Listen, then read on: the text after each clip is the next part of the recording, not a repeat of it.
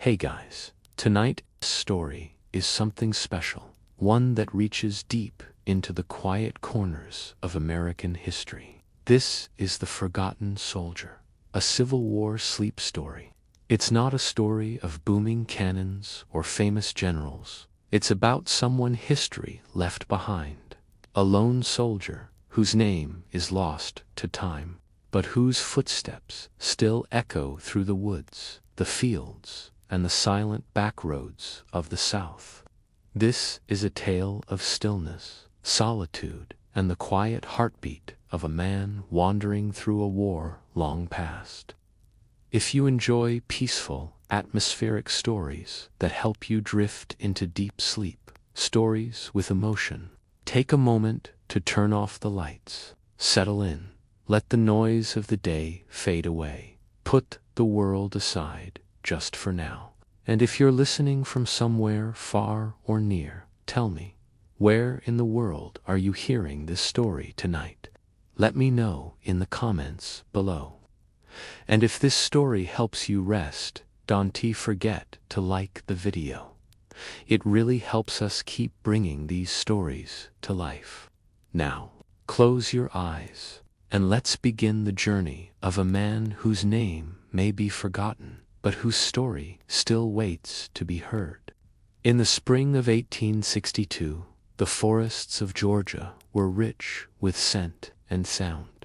The air was thick with pine needles and warming soil, as flowers bloomed cautiously under the threat of an approaching war. In a small wooden house just outside the town of Macon, a 15-year-old boy named Elijah Cole stood barefoot on the porch of his family home, listening to something only he seemed to hear. There were no birds singing that morning. The silence was heavy, humming with tension. But Elijah felt something else, a rhythm, a call. He wasn't a strong boy. He wasn't built for labor or combat. But he had something deep inside of him, a gift, not for fighting, but for feeling. He had his father's drum, a battered old snare passed down from the Mexican War, tucked away in the attic for years. It wasn't just an instrument. It was a heartbeat, a voice, a presence. When Elijah played it, he didn't think. He didn't try. The rhythms flowed from him like wind through trees. That week, the Confederate Army passed through Macon. Soldiers marched through town in straight lines, their brass buttons catching the sun, rifles slung across their shoulders. Elijah watched from the roadside as a boy just a few years older than him tapped out a marching rhythm on a snare drum. It wasn't loud, it wasn't proud. It was steady, certain, and somehow it pulled the entire column forward. That drummer noticed Elijah watching and stopped long enough to let him try the sticks. Elijah held them in his hands, struck the drumhead 3 times, then paused and played again. The rhythm came from deep within him. The older drummer nodded. He didn't smile. He just said, "You've got the touch." That night, Elijah couldn't sleep. He stared at the wooden ceiling above his bed, listening to the distant rumble of cannons from the north and the sound of crickets just beyond the window. His mind raced, not with fear, but with certainty. He wasn't meant to stay behind. By dawn, his decision was made. His mother wept gently as she packed a small bundle of food. His younger sister clung to his arm. His father handed him the drum, his eyes wet but proud. Elijah stepped down from that porch and walked toward the sound of war, not with arrogance, but with purpose. The journey north was slow.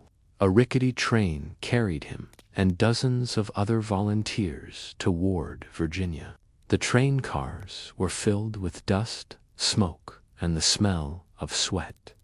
Most of the men were older than Elijah, loud and crude, but some were boys, just like him, pretending to be braver than they felt. Elijah kept to himself, looking out the window at the rolling hills, thinking of home, and practicing his rhythms quietly on his knees. In Richmond, chaos unfolded around him. Soldiers hurried through muddy streets. Horses pulled carts filled with crates and rifles. Women in long skirts ran errands with urgency. It felt like the entire city was on the verge of tipping over. Elijah's unit was stationed just outside the capital. He was given a gray coat, too big for him, and a place among the camp's musicians. His job wasn't to fight, it was to play, to wake the camp at dawn, to guide the soldiers through drills, to keep them in rhythm as they marched, to sound retreat, to play taps when someone didn't make it back. He took to it with grace. Every morning before sunrise, while the sky was still purple and cold, Elijah stood in the center of camp and tapped out the reveille. The beat cut through the quiet like sunlight breaking through fog. Men groaned, boots shuffled, and the day began. In the evenings, after drills and meals, the fires burned low, and men sat quietly with letters from home or pipes in hand. That's when Elijah played soft lullabies, tunes passed down from his mother's humming in the kitchen, songs about rivers, summer rain, and peace. His music reminded them of home, even when home felt a million miles away. When the order came to move north, toward Fredericksburg, Elijah didn't hesitate. The march was brutal. Mud soaked their boots, and rain fell for days without stopping. But Elijah's drum kept them steady. When spirits dropped, he played. When men fell behind, his beat gave them strength. He became a kind of compass, not just for direction, but for courage. Then came the battle, his first real one. The morning sky over Fredericksburg was silver and silent. Then the roar of cannon fire broke it apart. Smoke filled the air like a storm cloud. Trees shattered, earth exploded. The line of soldiers stretched along the riverbank, rifles clenched in trembling hands. Elijah stood just behind them, drum strapped tightly to his chest. His heart pounded in his ears. He was told not to run, to stand firm and play when ordered. That sound would carry above the gunfire, even when voices could not. And so, when the signal was given, Elijah played. His hands moved almost without thought. His rhythm rang through the smoke, guiding soldiers forward, calling medics, marking the dead. He didn't cry, he didn't scream, he just played. The boy who had once tapped spoons on the kitchen table now held the heartbeat of 100 men. When the battle ended, he sat beside the Rappahannock River, staring at the water as it flowed past broken trees and scorched grass. The drum lay next to him, scratched and stained. His hands were blistered. His eyes were wide, unblinking. He did not speak that night. No one did. Winter followed quickly. Snow fell like silence across the camp. Tents sagged under its weight. Fires struggled to stay lit. Rations were thin, and sickness swept through like wind. Elijah worked without complaint. He helped dig trenches, carried firewood, and boiled water for the sick. When the sun went down and the air grew bitter, he played songs not for war, but for warmth. But the hardest part was burial duty. Every week, the chaplain led a quiet procession to the frozen hill behind the camp. A wooden cross, a soft prayer, and then Elijah raised his drum. The sound of taps in the winter air was not loud, but it carried like a breath in stillness. It reminded the soldiers that someone was remembered, someone had mattered. And though Elijah was young, no one questioned that he understood the meaning of each note. He continued, marching through the next year. Chancellorsville, the Wilderness, Cold Harbor. His face grew older, his stride stronger, his hair darkened with dust. The drum, once polished and proud, now bore cracks and scratches, and a patch of canvas over a bullet hole. He didn't speak much, but when he played, he said everything that needed to be said. He wrote letters when he could. One to his sister spoke of fireflies dancing above the tents. Another described a robin singing at dawn after a night of shelling. He told his mother not to worry. He was still her boy with the drum. Then, in the early summer of 1864, a letter came from home. It was short, written in his sister's small, careful script. "Papa passed last week. Mama is sick. She asks about you every night. If you can come home, please come soon. The porch is quiet without your drum." Elijah folded the letter and sat beneath a tree. The world around him was loud with war, but his heart was quiet. He knew what he had to do. The next morning, he went to his commanding officer and asked for leave. The man looked at him, not as a boy, but as a soldier. "You've earned it," he said. "Go home." And so Elijah left, drum strapped once more across his shoulder, footsteps soft against the dust. Weeks later, he walked up the path to his home. His mother, thinner now, stood on the porch. She didn't speak. She just opened her arms. His sister cried. And for the first time in years, Elijah stepped inside the house as a son, not a soldier. That evening, he sat on the porch and looked out across the trees. He picked up his drum, held the sticks in his hands, and played. Not a call to arms, not a signal to retreat, but a lullaby. Gentle, slow, full of memory and love. And the night listened. When Elijah Cole returned home from war, the trees of Georgia were thick with green again. The air smelled of rain-soaked earth, and the red clay roads felt firm beneath his worn boots. But though the land had barely changed, Elijah had. He was still just a boy in age. But war had settled into the corners of his eyes, and the way he stood still for long moments, listening to nothing and everything. The house was quieter now. His father was gone, and his mother sat more often than she worked. His sister Mary had grown taller, more careful in how she moved, her voice softer. Elijah spent his first week home sleeping long hours on the porch, the drum resting by his side, like an old friend. He would wake before the sun and sit with his thoughts, staring at the trees as the mist drifted low over the fields. His hands still remembered every beat, every call, every signal he had ever played, but he rarely touched the drum. It felt sacred now, a relic of a life he had stepped away from. Neighbors came to visit.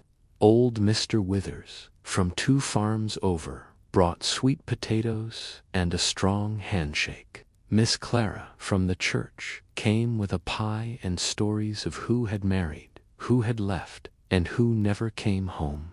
Everyone greeted Elijah like a hero, but Elijah didn't speak much of the war. Not because he wanted to forget, but because words felt too small for all that had happened. Instead, he listened. He listened as people talked about crops and roads, as children ran through the yard, and as the porch creaked beneath rocking chairs. In the early mornings, he began to walk the fields, not with purpose, just to feel the earth again.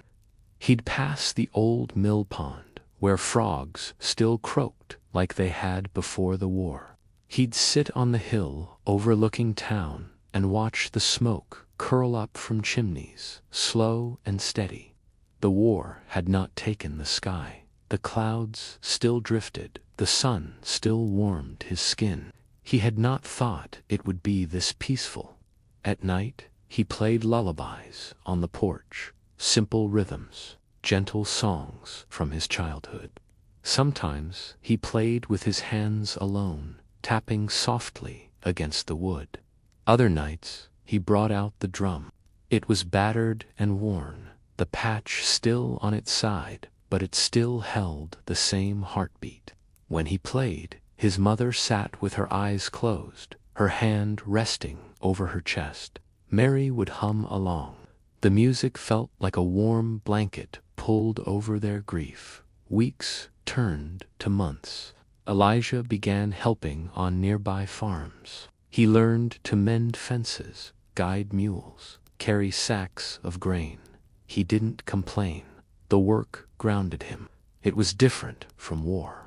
The tools he used now brought life instead of order in chaos. He even taught music at the local schoolhouse, just one afternoon a week, standing in front of children with wide eyes and untamed curiosity. He brought the drum once, told them what each rhythm had meant on the battlefield, but he made sure to end each lesson with a song about rivers or wind or rain on rooftops. He wanted them to know that music could do more than march men to war. It could also carry them home. As the years passed, Elijah grew into a quiet, thoughtful man. He never left Willow Creek again. He never married, though he was often seen talking kindly to neighbors, helping widows carry groceries, fixing shutters before storms. People called him the drummer boy, even as his hair began to gray. Children loved him. They'd gather on his porch in the evenings just to hear him tell soft stories or tap out rhythms on the railing.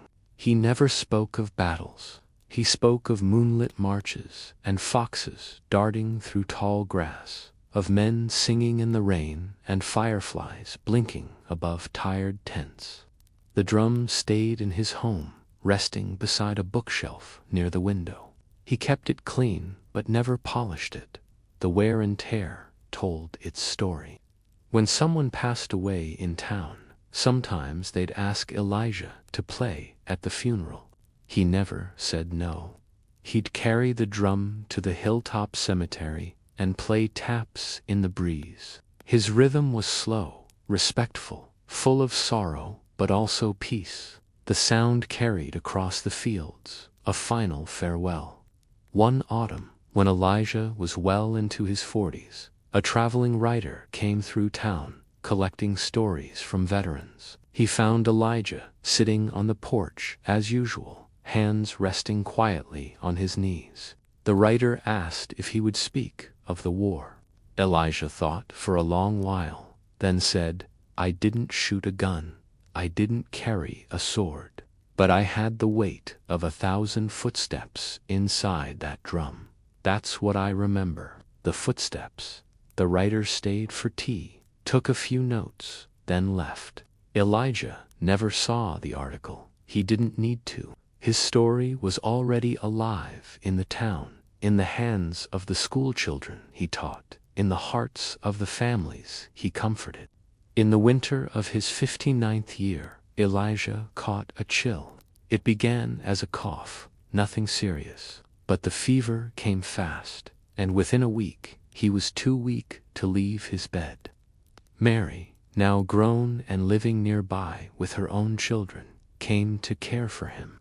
She sat by his side, holding his hand, reading to him from old letters they had once written to each other. He listened with a soft smile, his eyes distant, perhaps hearing once again the faint echo of drums in the distance. One night, sensing the end was near, he asked her to bring him the drum. She placed it gently beside him. He rested his hand on its worn top, fingers moving slowly in a soft, invisible rhythm. He said nothing, just listened as the wind brushed the window panes and the trees outside rustled with memories. He passed in his sleep, peacefully, with the same quiet grace he had lived his life. The town gathered on a chilly morning to say goodbye. Men who had once fought beside him came, older now, their uniforms faded. Children placed flowers at his porch. The church bell rang, and as the procession moved to the cemetery, Mary carried the drum. she didn't play it. She simply held it, like one carries something sacred. At the graveside, a young boy from the schoolhouse stepped forward. He was small, no older than Elijah had been when he first left for war. He raised 2 sticks, hands shaking slightly, and began to play. It wasn't perfect, but it was true. He played Elijah's lullaby, the same rhythm that once drifted across firelit camps, across cotton fields, and quiet porches. The sound rose into the cold air, hung there for a moment, and then faded. The drum was placed in a glass case at the town's little museum years later. A small plaque beneath it read, "Elijah Cole, the forgotten soldier who carried the heartbeat of the war." But more than any display, his memory lived on in quiet things, in rhythm, in kindness, in the way the wind moves through the trees when everything else is still. Every few months, on evenings when the sky turned orange and the cicadas sang, someone would play a soft rhythm on a porch railing.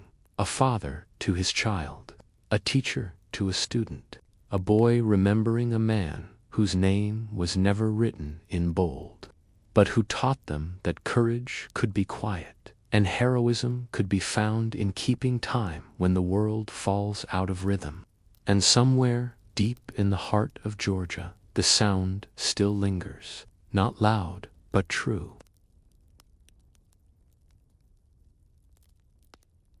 The train's whistle was the only sharp sound in the sleepy town of Gettysburg that afternoon. The air was soft, filled with the scent of turned earth and wood smoke. An old man stepped off the last wooden carriage, holding a cane in one hand and a worn felt hat in the other. His coat was pressed and dark, but the shoulders drooped slightly, not from age alone, but from the weight of memory. He paused as his boots touched the gravel, breathing in. The station was quiet, like everything in this town seemed to be now. A boy pedaled past on a rusted bicycle, his scarf fluttering behind him. Across the road, a dog slept in the shadow of a feed store's porch. There were no banners, no songs, no flags fluttering, just the calmness of a town that had once roared. He adjusted the bag on his shoulder and began to walk. The path toward the battlefield was no longer called that. Children now called it Soldiers' Trail, and joggers used it at dawn.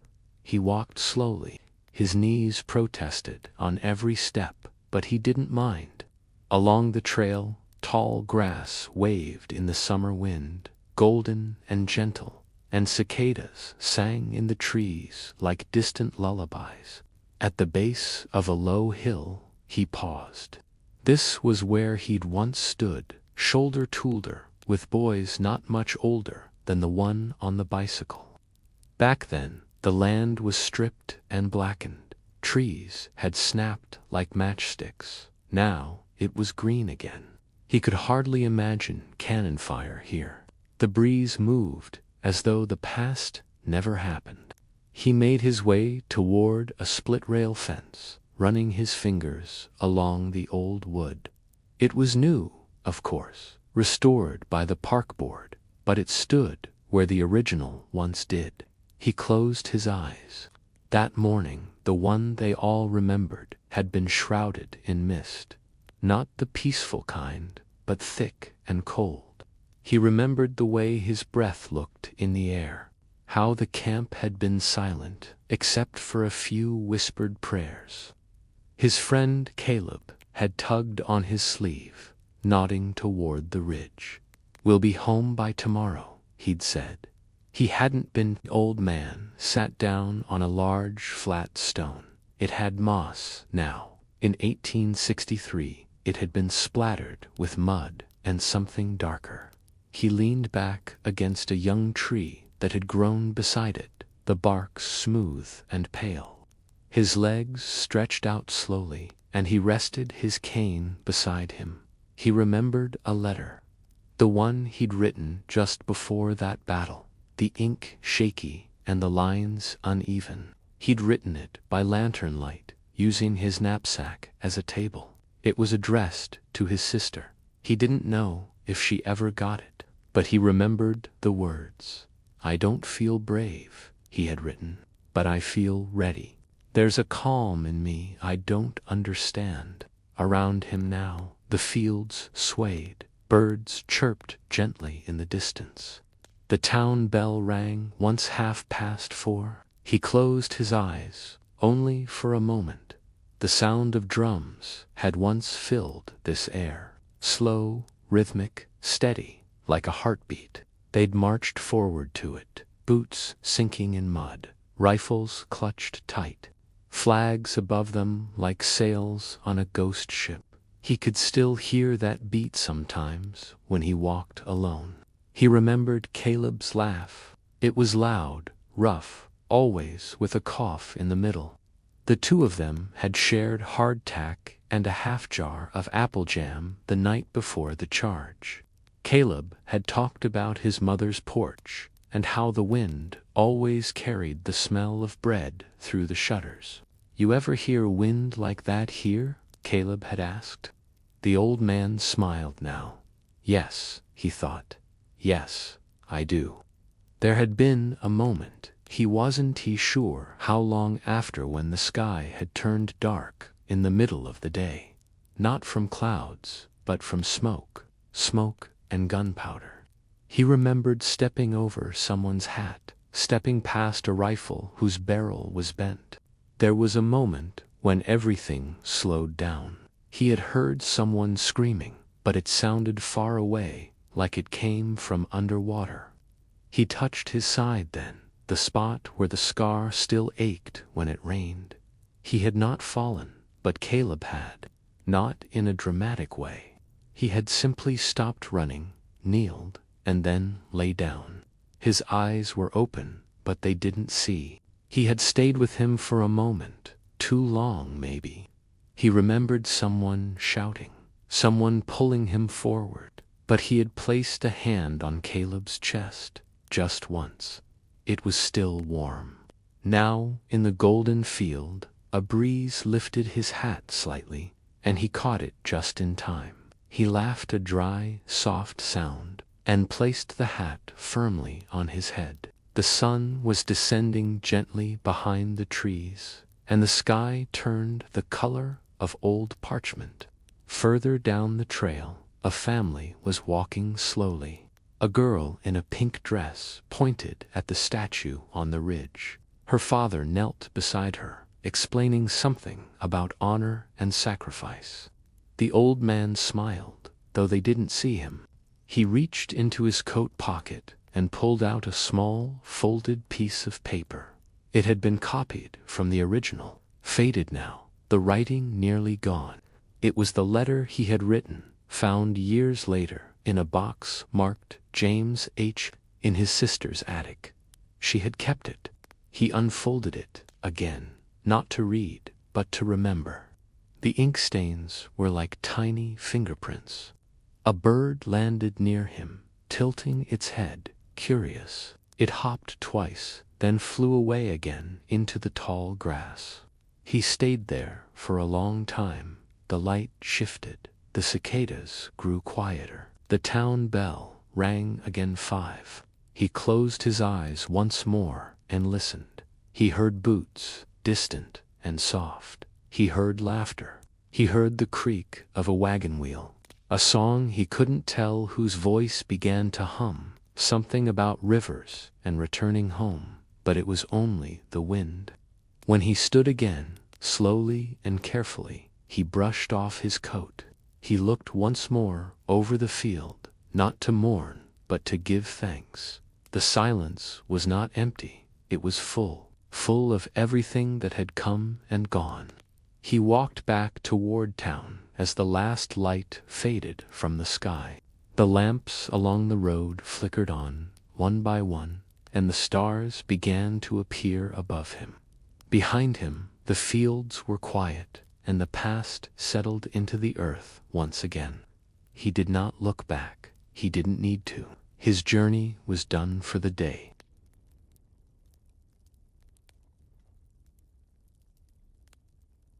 The crackle of the campfire was the only sound that dared disturb the night. Trees stood like watchful sentinels around the clearing, their bare branches reaching for the stars. Thomas lay on his side, one hand beneath his head, the other resting on the coarse fabric of his coat. He watched the embers flicker, little flames dancing like spirits before vanishing into the dark. He wasn't the only one awake. Across the fire, Private Jacob Grant shifted in his blanket, trying to find a softer patch of frozen ground. Beyond them, the shadows of tents and sleeping soldiers blended into the woods. It was December. Cold clung to every breath, and yet the stillness felt almost gentle. Thomas adjusted the scrap of wool around his neck and gazed up. The stars tonight were sharp, like pinpricks in a deep blue curtain. The sky didn't feel like it belonged to war. Earlier that evening, Colonel Reed had walked through the camp with quiet steps, pausing now and then to speak a word or place a hand on a shoulder. No speeches, no drums, just presence. Everyone was waiting for orders, for morning, for something. Thomas reached into his knapsack, pulling out a small wooden pipe. He didn't light it, just held it in his hand, tracing the smooth grain. It had been a gift from his younger brother before he left home in Virginia. That brother was still back on the farm, tending cattle, mending fences. He had never held a musket, but Thomas had. And now, here he was, huddled in a Pennsylvania forest, trying to remember what spring felt like. A whisper broke the quiet. "You think we'll march soon?" It was Jacob. Thomas shrugged beneath his blanket. "They say tomorrow." Jacob sat up, brushing frost from his knees. "They always say tomorrow." For a while, neither said anything. The wind made the trees groan above them. Then, softly, Jacob added, "Do you remember the 4th? Back in July." Thomas smiled. "I was in Philadelphia." Jacob raised his eyebrows. "Really?" Just outside the hall. Couldn't get in, of course, but you could hear the shouting and the declaration. They read it later, from the steps. Folks cheering, children waving scraps of ribbon. It felt like," he paused, "like we'd made something real, like the air had changed." Jacob lay back again, sighing. "Feels like another lifetime." Thomas nodded, because it was. Across the field, a sentry shifted. The faint jingle of his gear echoed faintly before fading again. Somewhere nearby, an owl called out, long and low. Jacob turned to Thomas. "What made you join?" Thomas didn't answer immediately. He set the pipe down beside him and stared at the fire. "Truth," he said finally. "I saw a British soldier strike a boy." Jacob raised an eyebrow. "It was outside a tavern. Kid was maybe 10. Got too close to a redcoat's horse. The soldier lashed him with the flat of his sword. I'll never forget the look on that boy's face. Not fear, just confusion, like the world had stopped making sense." Jacob let out a low whistle. "That'll do it." "And you?" Thomas asked. "My brother died at Bunker Hill," Jacob said, voice soft. "He was 17. I figured I owed him something." They both went quiet again. The fire was burning low now, more glow than flame. "I keep wondering," Jacob murmured after a while, "what it'll be like when it's over." Thomas turned toward him. "When we win," Jacob continued, "what happens then? Do we just go home, back to plows and cattle?" Thomas chuckled. "Maybe we write books and tell stories. Maybe we argue about what freedom really means. Maybe we build something better." Jacob gave a lazy smile. I hope I get a porch, and a wife who bakes pie. You don't ask for much, Thomas said with a grin. Their laughter was low, warm in the frost-bitten air. The kind of laughter you only get from men who've faced too many winters together. A log shifted in the fire, sending sparks upward. They rose like fireflies, vanishing before they reached the canopy. Thomas watched them disappear. He thought about the march tomorrow. Rumors said they'd cross a river, sneak up on a camp. The Hessians were resting easy, it was said. No guards posted. The element of surprise. He wasn't afraid, exactly, but there was a tension in his bones, like the whole world was holding its breath. He thought of his mother's hands, always moving, sewing, cleaning, patting his shoulder. He thought of the way she used to hum when the sun set, of the smell of the firewood she stacked by the hearth. He closed his eyes for a moment, trying to capture it. Think Washington's sleeping, Jacob whispered. Thomas smirked. He's probably planning 20 moves ahead. Jacob laughed, pulling his blanket tighter.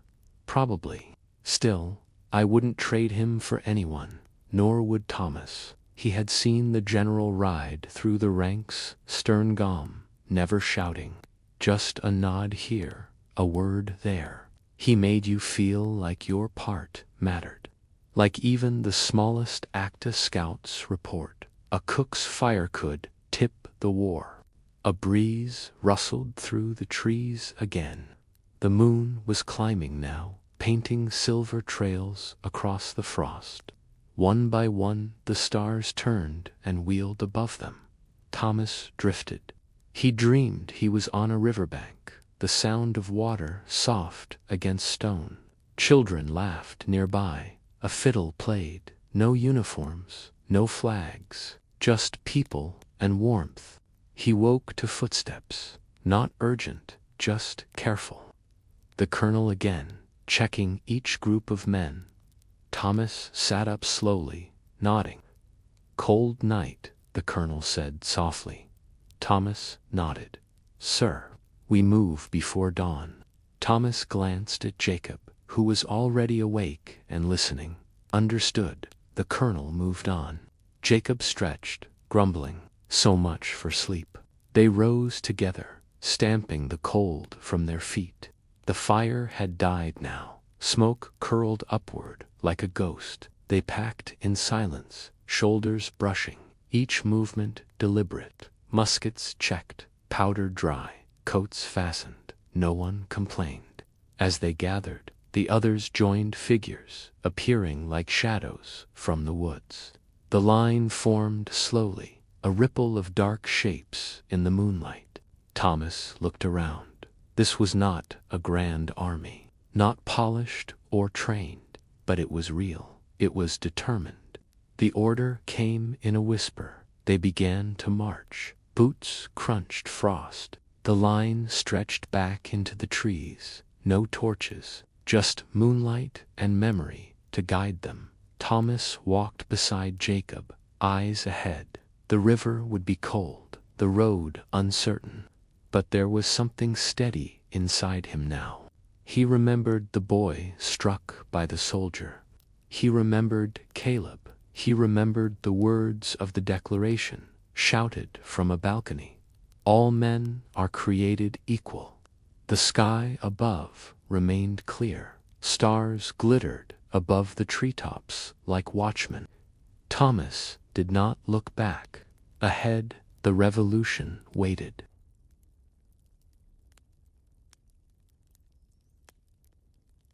The morning sun broke over the rolling fields of Virginia, golden light spilling across a landscape torn by war. The air was damp with dew, clinging to the canvas of your tent and the wool of your uniform. You sat on the edge of your bedroll, boots laced, fingers numb from the early chill. Around you, the camp slowly stirred to life, the clatter of tin cups, the murmur of tired voices, the sharp scrape of a flint against steel as someone lit a fire nearby. You were a soldier in the Army of the Potomac. It was 1863. The war had dragged on for 2 long years, and every day felt both endless and urgent.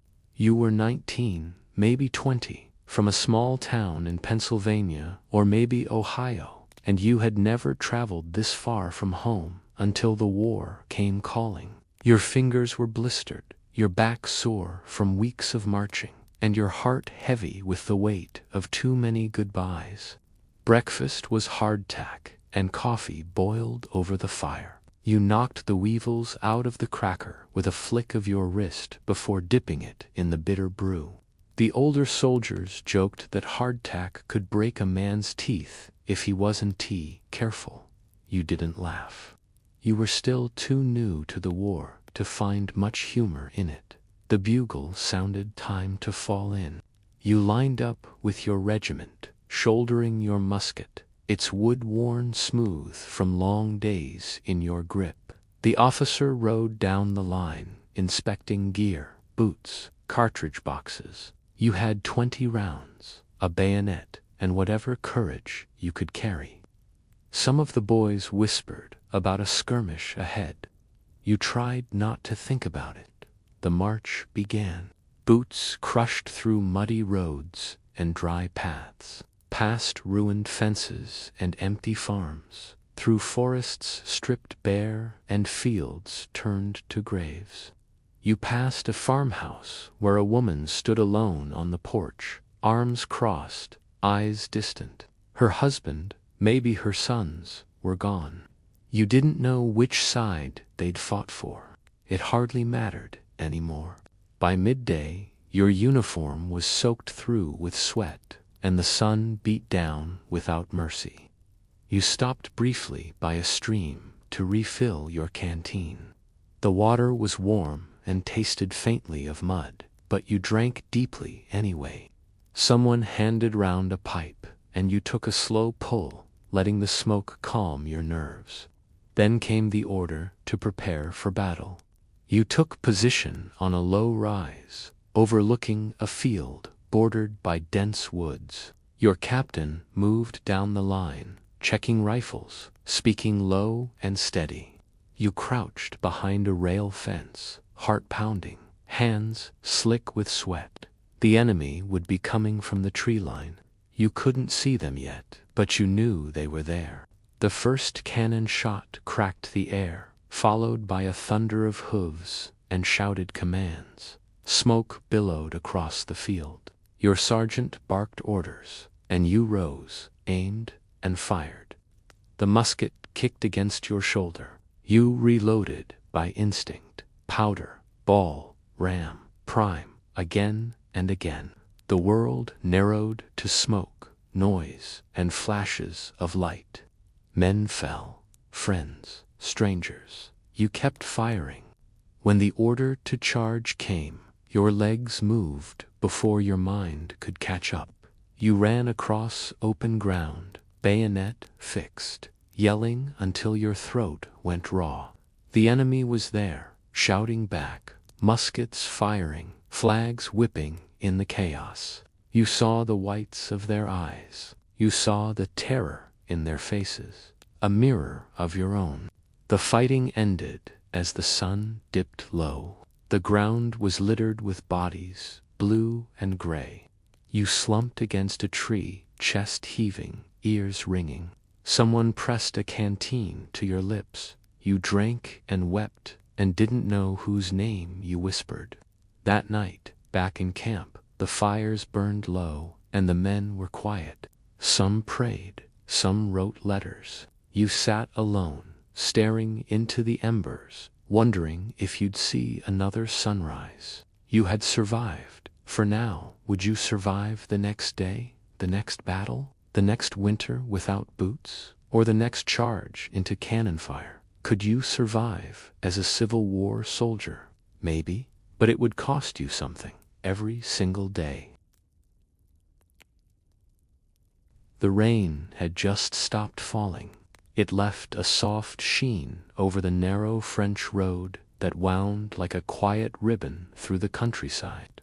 Somewhere beyond the hedgerows, a bird called out, a lonely note against the hush that followed. Private Thomas Ellery adjusted his helmet and leaned back against the cool stone of an old barn wall, his fingers brushing the damp fabric of his uniform. His rifle rested across his knees, silent as he watched small wisps of steam rise from the road in the dawn light. His boots were caked with Normandy mud, thick and stubborn. It clung to the seams and soles like it belonged to him. Somewhere, a few wagons creaked. A cow mooed lazily in a nearby pasture, unaware of how close the world had come to forgetting peace. Thomas shifted slightly, mindful of the aching in his legs.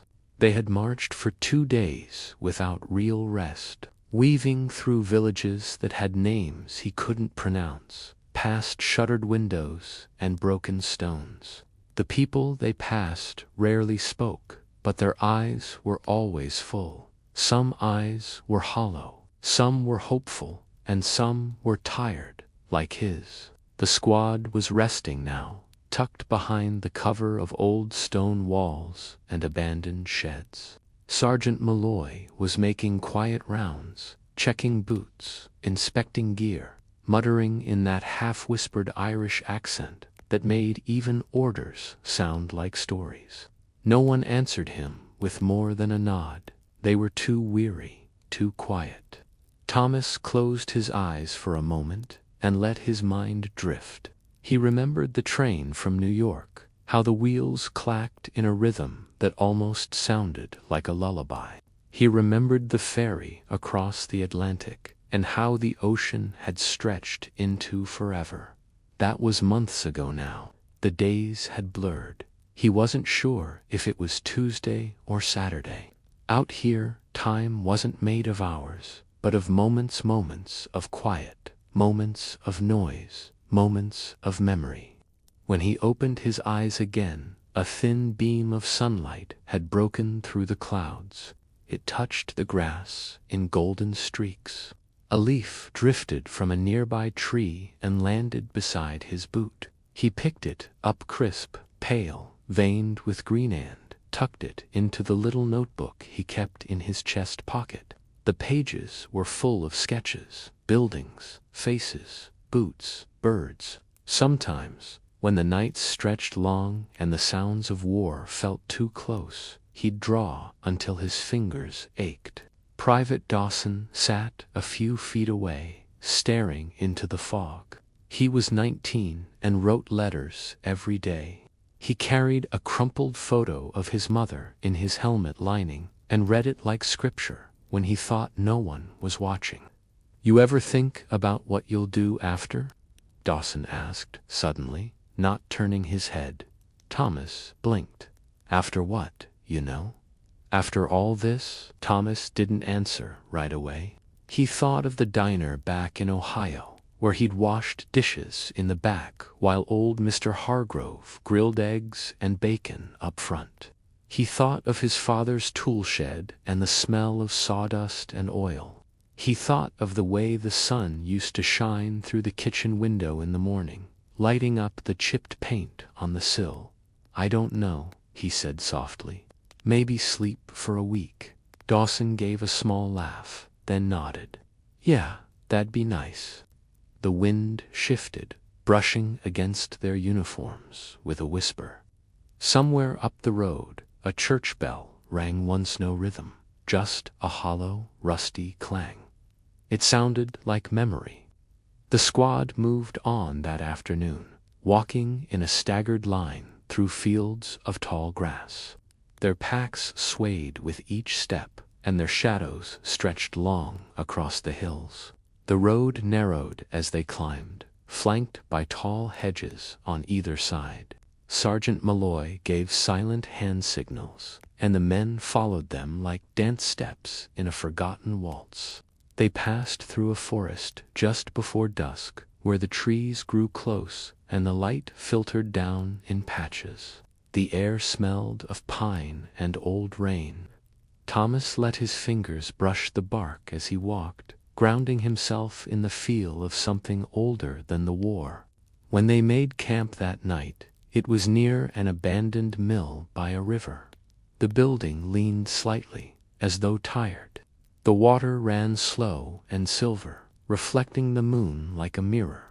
No fires were lit. They ate in silence hard biscuits, cold beans, and bits of rationed chocolate. Private Yates, the radio man, hummed quietly to himself, while tuning the dial, searching for any sound in the static. Thomas spread his bedroll near a patch of clover. He lay down and watched the stars appear one by one. Each one seemed to blink slowly, like a gentle eye watching from above. He found Orion, then Cassiopeia, then a few he didn't know the names of. He made up stories for them, stories about ships and rivers and faraway homes. His eyelids grew heavy. The hum of insects blended with the soft rustle of grass. He thought of his sister's voice reading bedtime stories when he was young, of summer nights on the porch, of fireflies blinking like tiny lanterns in a field. Sleep came slowly but kindly. In the days that followed, they moved through more villages. Some were empty, some weren't. They found an old woman living in a bakery, her hands still dusted with flour. She gave them warm bread and spoke only in whispers. The men left her with canned goods and cigarettes. At one point, Thomas sat by a riverbank and watched the reflection of the trees sway in the current. A frog leaped from the rocks and disappeared with a plop. He took off his boots, let his feet dangle in the cold water, and wrote a letter in his head to no one in particular. They saw more soldiers as they went, some wounded, some weary, all wearing the same quiet expression. It was an unspoken understanding, a nod of shared weight. There were no speeches, no fanfare, just glances and the sound of boots on gravel. In the evenings, Thomas began to read from a tiny, torn paperback he carried in his pocket. It was missing the first few pages, and the last chapter had been half destroyed by rain. But the middle still held magic. He read aloud to the squad one night, his voice low and even, and they listened without comment, eyes half closed. Even Sergeant Malloy sat quietly, chewing a bit of tobacco and staring into the dark. When the rains returned, they came slowly, tapping gently at first, like a lullaby. The sky turned to slate, and the world seemed wrapped in soft gray. They marched slower then, heads bowed, coats pulled tight. The sound of rain on helmets became its own kind of music, steady and calming. Thomas found peace in the rhythm, in the walking, the resting, the quiet companionship of the others. He didn't need answers or plans, just the next moment, just the next step. One night, as the rain fell in a light drizzle, Thomas sat under a canvas tarp, sketching the silhouette of a tree line. Dawson leaned close, watching him. "You're good at that," Dawson said softly. Thomas shrugged. "Helps pass the time." Dawson smiled. "Maybe after the war, you'll paint full-time." "Maybe," Thomas said, not looking up. And for the first time in a long while, he allowed himself to believe it might be true. The sun had barely risen when the first birds began to sing. Their calls were gentle and scattered, notes drifting across the dew-covered grass like silk threads in the wind. Private Thomas Ellery woke slowly, blinking up at the faded tarp above him, listening to the soft rhythm of the morning around him. He could hear Dawson snoring quietly to his left, and the distant gurgle of the river to the right. Somewhere beyond the trees, a branch cracked under a squirrel's weight, but it sounded more like part of a dream than real life. He sat up, stretching carefully, the stiffness of sleep giving way to the familiar ache in his back and shoulders. His uniform was still damp from the night rain, but the breeze had already begun to lift the humidity from the fabric. The world smelled clean again, wet grass, damp wood, and the faint trace of something sweet in the air. He reached for his canteen and took a sip. The water was cold, metallic, real. Yates was already awake, sitting cross-legged near the radio and tapping it gently, trying to clear the static. The rest of the squad stirred, one by one, emerging from sleep like shadows, becoming men again. No one spoke much. Mornings weren't for words. Mornings were for motion packing gear, tying boots, adjusting straps, shaking off the night. They moved out shortly after. The road wound uphill through patches of fog that clung to the low ground, like ghosts reluctant to rise. The men kept close to the edge of the trees, their boots muffled in the soft mud. Sergeant Malloy led the way, one hand on his rifle, the other holding a crumpled map that had more folds than a used bedsheet. The air grew heavier as they climbed. Clouds moved slowly overhead, heavy with the promise of another rain. But for now, the light was gentle and the wind was kind. The squad passed old fence posts and broken wagons, evidence of lives paused or fled. A child's toy horse lay near a ditch, its wheels caked with earth. No one spoke. The world was full of echoes. They stopped at midday beside a farmhouse half swallowed by vines. The barn had collapsed on one side, but the main house stood, leaning but proud. Inside, the wallpaper peeled in long curls, and a porcelain sink still held a rusty spoon. Dawson found a candle in a drawer and lit it, for no reason except that it seemed like something a human should do. They rested there, sharing bits of rations and passing a battered deck of cards. Thomas sat on the front steps and sketched the silhouette of the barn in his notebook, letting the lines curve and crumble with the roof. He imagined what the house must have sounded like before footsteps, laughter, the clink of dishes in the evening. "Looks peaceful now," Yates said behind him. Thomas nodded. "It does." They moved again before dusk, following the road north where the hedgerows grew thick and tangled. It was here that the quiet changed. It was still quiet, but not the peaceful kind. It was the kind of quiet that presses against your ears and makes your heartbeat sound loud. Even the birds were gone. The air grew still, the leaves held their breath, and every footstep felt like it echoed too far. Malloy gave the signal, and they fanned out slow, careful steps between trees and brush. No one dared speak. Thomas's fingers tightened on his rifle. His heartbeat was steady, but it beat hard in his ears. Then, far off, the distant sound of metal's soft hollow, a bucket maybe, or a door swinging in the wind. They froze. Nothing followed. But that's the way the war was. It wasn't always bullets and bombs. Sometimes it was waiting. Hours of it. And still they moved, because movement meant they were still in control. They made camp in an old quarry that night, the walls high and sheltering. The ground was uneven, but safe. A small fire flickered low in a hollowed-out pit, masked with stones. They sat close, leaning in like moths to warmth, and let the silence stretch between them. Dawson pulled out a harmonica and played a few notes, slow, uncertain, then fuller. A melody emerged, quiet and mournful, like a lullaby whispered in a church. The others listened, heads bowed, eyes closed. For a moment, they weren't soldiers, just young men under a sky full of stars. Thomas felt sleep tugging at him again, but he stayed awake a while longer. The stars above blinked softly.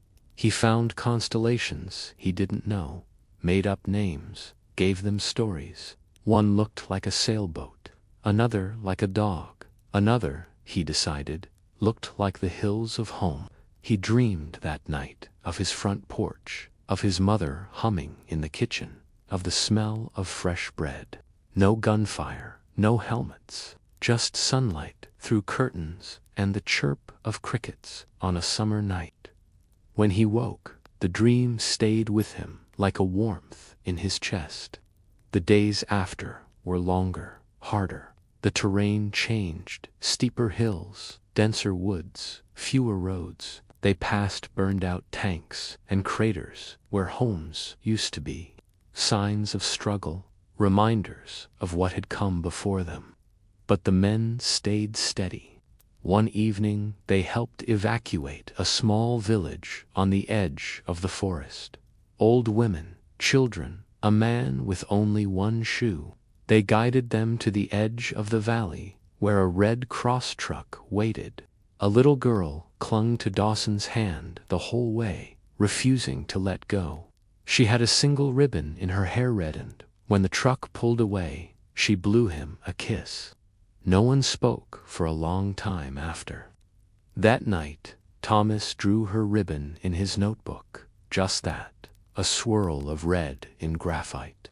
He stared at it until the stars came out, then closed the book gently and lay back on the grass.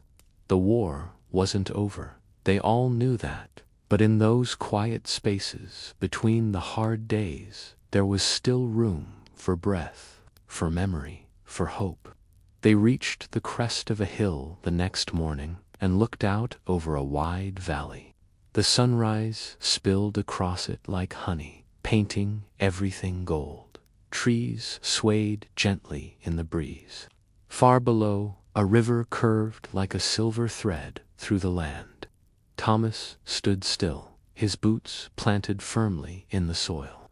The wind touched his face and carried the scent of lavender and wet grass. He looked at the world below and felt something shift in his chestnut, a jolt, not a shock, but a soft unfolding. Dawson came to stand beside him. "It's beautiful," he whispered. Thomas nodded. "It is."